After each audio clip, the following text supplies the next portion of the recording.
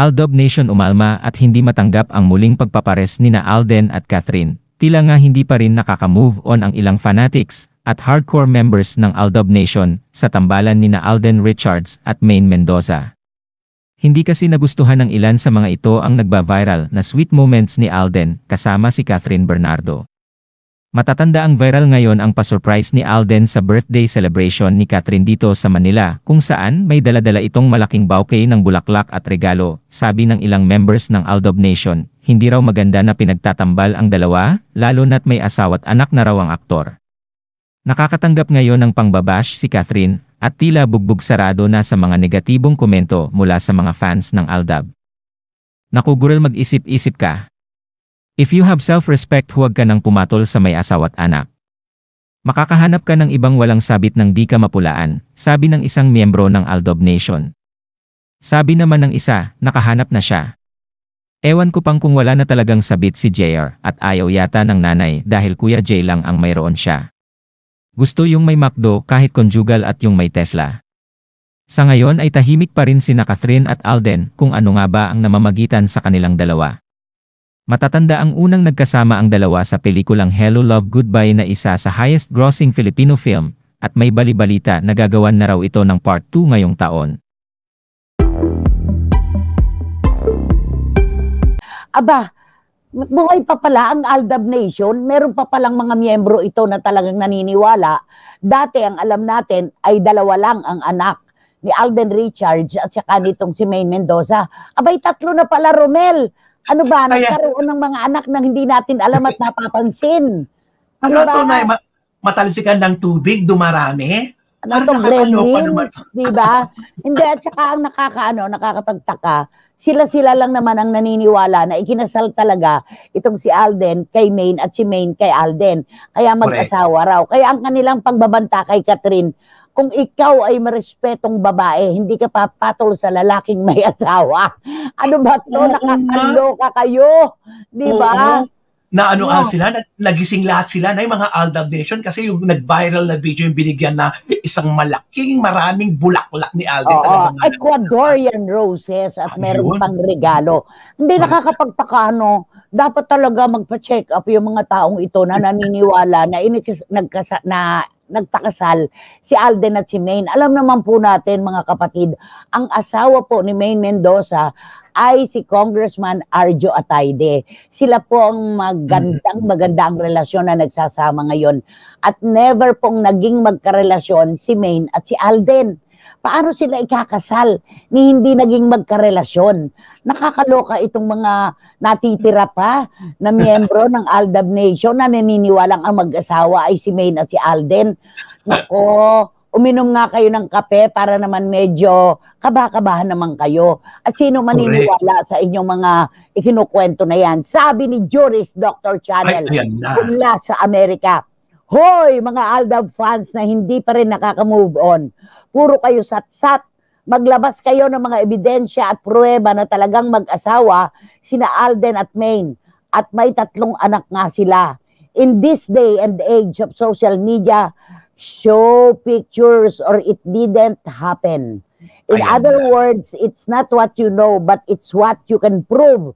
Nakuha, magpapa-unli espresso party ako sa inyo kapag nagawa ninyo yon para kabahan at nginigin naman kayo, no? Sabi niya, alam mo naman, tapos na abugasya itong si Juris Dr. Channel. Alam niya na pruweba talaga ang binibigyan ng pagpapahalaga dito ay ang resibo. Asan ang anak na sinasabi niyo, abay 3 na pala. Ano to? Bigla na lang nanganak si Maine nang wala tayong kaalam-alam, ni hindi nga naglihi, ni hindi lumakain tiyan. Nako, ewan ko ba kung saan kumukuha ng ilusyon itong mga taon to. At saka sana huwag na silang umiksena kasi maganda na ang pinatutunguhan ng love team ng Kat din. Huwag nang i-eksena, bigyan na natin ng puwa. Hindi naman sila sa love team.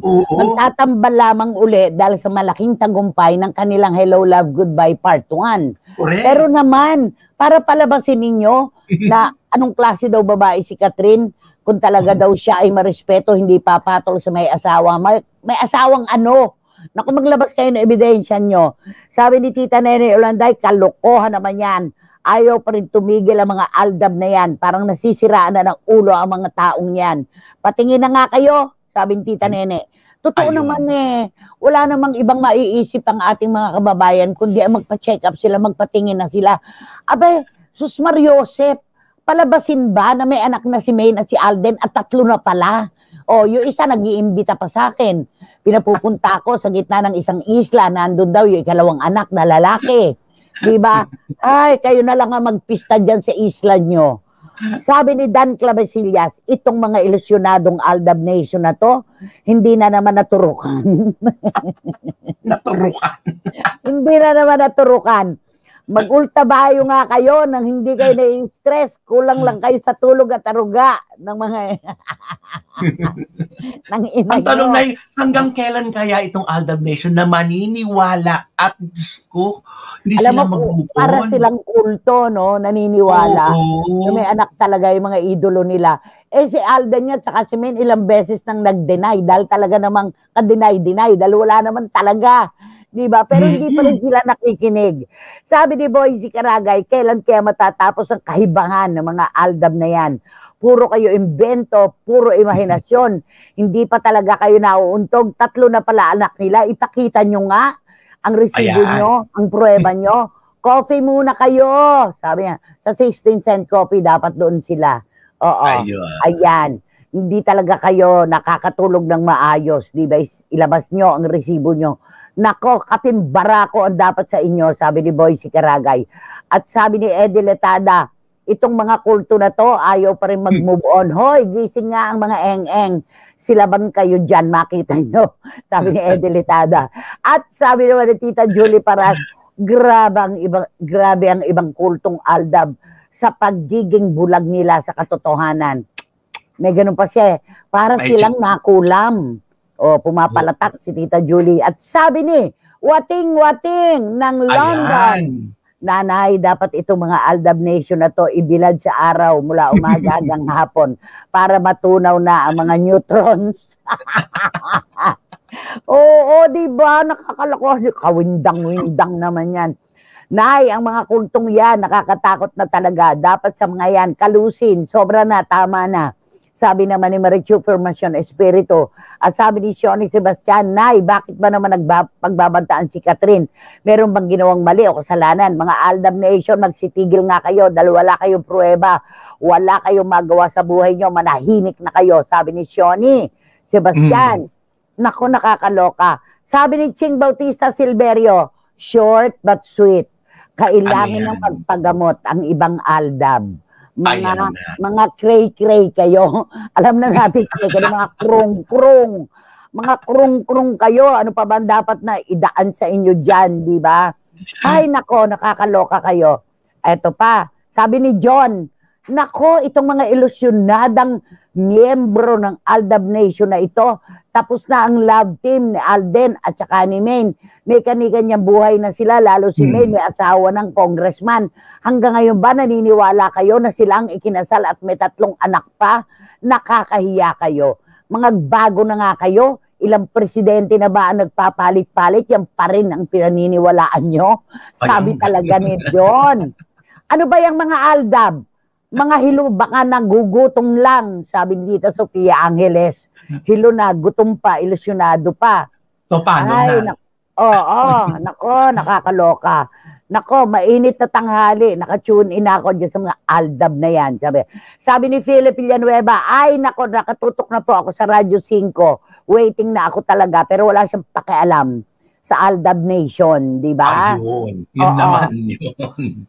Eto, so palitan na natin ang name ng Krung-Krung Nation. Sabi ni Dan Clavesillas. Krung-Krung Nation? Ito po, seryoso.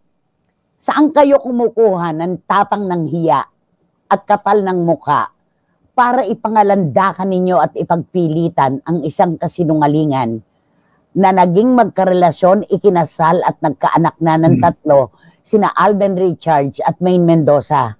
Anong kahihiyan itong ginagawa ninyo?